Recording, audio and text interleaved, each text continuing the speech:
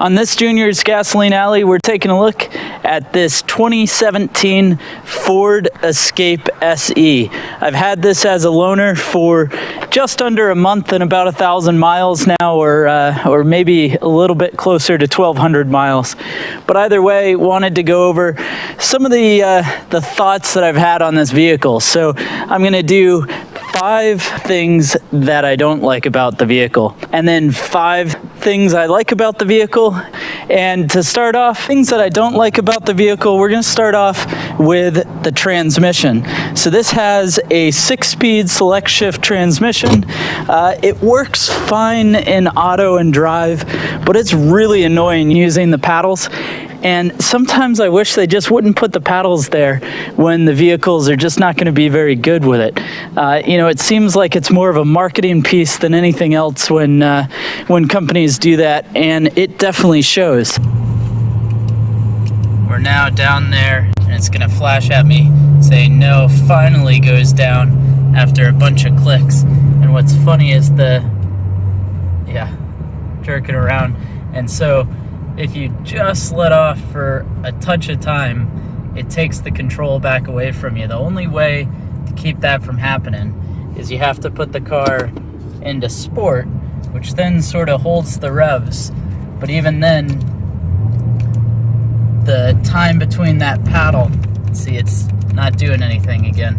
And it's got plenty to be able to shift up into first gear. Now, if you hit the up paddle, it will, but it takes forever. So go back, hit up paddle, and it just takes forever to do it. Now the next thing is going to be, well, the ride quality is pretty decent on this thing. What ends up happening is it's got a fairly decent wobble. So if you are changing lanes pretty quickly or things like that, it's a little bit of a disconcerting weight transfer that the vehicle has. You kind of shake the wheel just a little bit and the whole thing will topple back and forth side to side. Now this one's a little hard to get a good read at, but it's the headlights. So I've got a 2017 Focus and it has the same problem.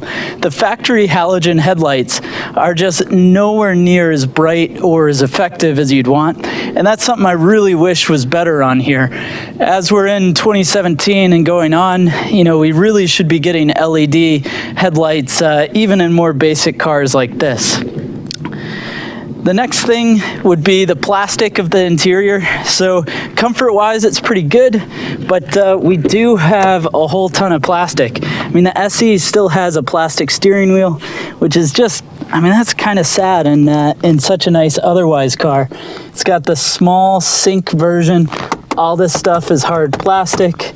Down here, this loaner came to me quite dirty, but it's kind of gross, all this plastic. And what's interesting is these panels just kind of move and pop around. It doesn't feel as sturdy or as strong as I really wish it did. Now the last thing, this is pretty hilarious, is actually its performance with 4-wheel drives. So it doesn't look like much here, but we got sleet coming down. We're at a dead stop and it's a fairly decent hill. So what I want to do is just see what happens when I put my foot flat to the floor and how the car copes with getting going. So there we go. So definitely traction control lights, but not too long. 2nd gear and we're still on traction control. 3rd gear we still are, and there's a stop sign up here. But the tires are really the limiting factor. So this comes with some all-season tires. There's actually decent tread on it, but it's a Michelin all-season. You can see on my icy driveway, it just struggles to get up. It's kind of hilarious to watch and see that happen.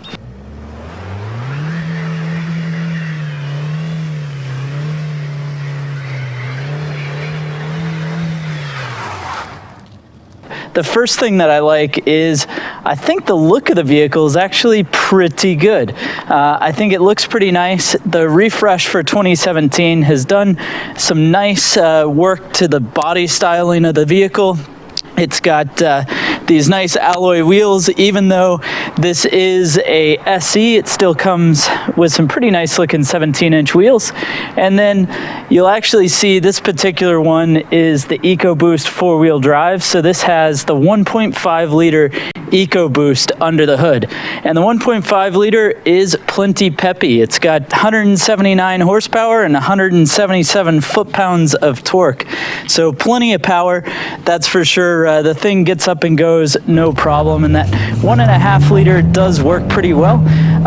Though the auto start stop that you can't turn off to where it doesn't just automatically come back on is a little bit annoying.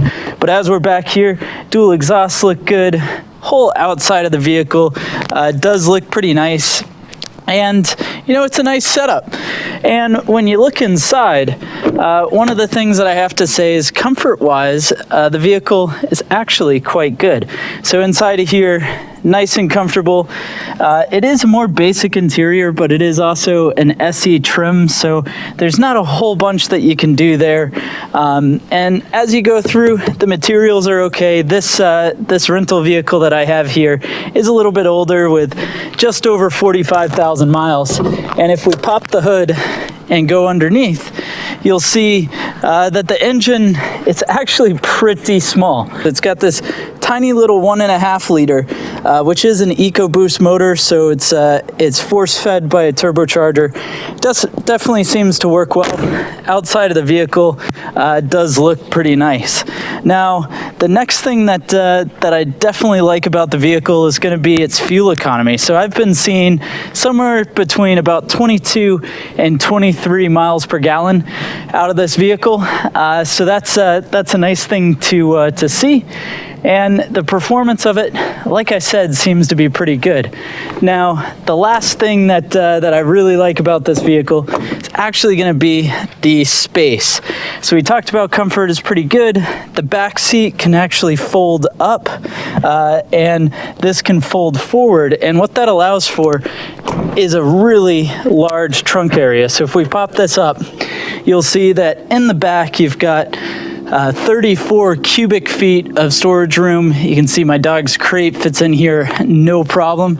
And it ends up with 68 cubic feet of storage when you flip down the rear seats. Now, the other nice thing, you've got the connectors, so if you wanted to add a cover for your cargo, you could. It's got nice 12-volt outlets in the back. Whole setup's nice. It does actually come with a spare tire, which is becoming less and less common. So that's a real nice thing to have as well. And as far as stuff in the car, you've got a USB as well as a plug. Inside of this double layer setup, you've got another 12-volt plug, and you have another setup back here as well. So overall, it's equipped pretty decent for an SE level tester. So that's a look at the 2017 Ford Escape.